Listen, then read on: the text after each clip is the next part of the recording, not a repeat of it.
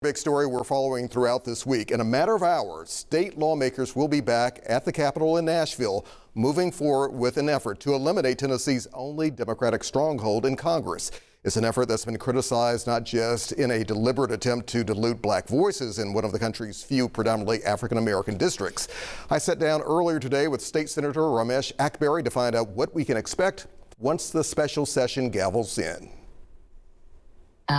Quite frankly, just to be completely blunt, it means that by Thursday evening, Memphis and Shelby County will have a new congressional district, a newly drawn congressional district, and it will probably impact more than just the 9th congressional district. We're looking at gaveling in for session on Tuesday, having committees on Wednesday. This bill or a series of bills will be heard on Thursday, and I fully anticipate that process being rushed and the governor signing it into law.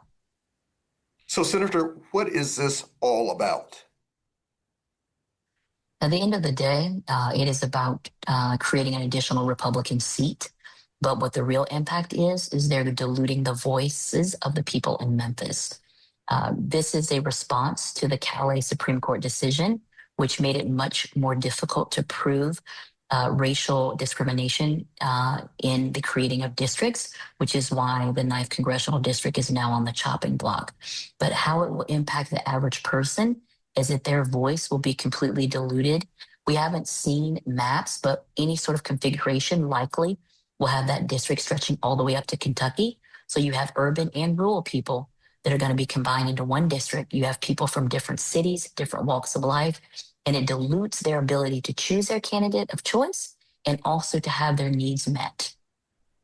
A lot of people might be wondering, does this kind of follow a similar pattern to what we saw in Nashville as well, when it was kind of chopped up into potentially 3 districts?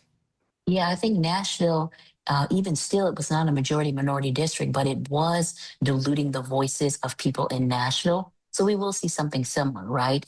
In Nashville, with that 5th congressional district, not a single one of those members of Congress actually lives in Nashville. So we could potentially have someone living in, Upper West Tennessee representing Memphis. Again, that is not how democracy is designed to function, and that's certainly not how Congress should function. The government is supposed to be truly representative, and it should be a situation where people who live in communities are able to pick their elected officials and not the other way around, where elected officials are able to pick the people they represent.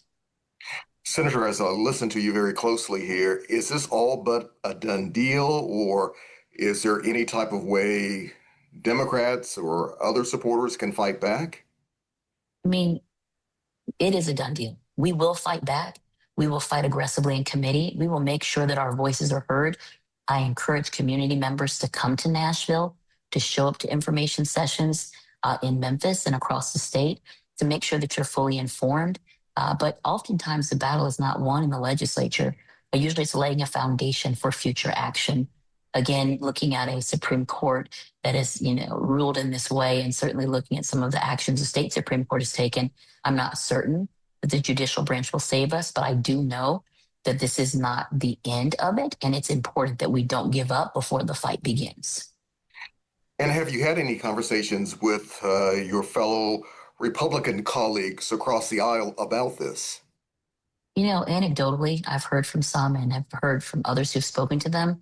This is not necessarily something that was on their radar or something they wanted to do, but the fact remains they're going to do it. They're going to heed the call for a special session. They're going to show up. They're going to sit in those seats, and they're going to vote against allowing people from Memphis and Shelby County to have truly representative government. That's what it boils down to. I'm all for working across the aisle, for trying to focus on issues and not politics. But this is a very firm line in the sand for me because it will impact so many people. And take politics out of it, take Black folks out of it, it will impact all people in this side of the state's ability to have truly representative government. And it's not something that this legislature should be contemplating, yet here we are.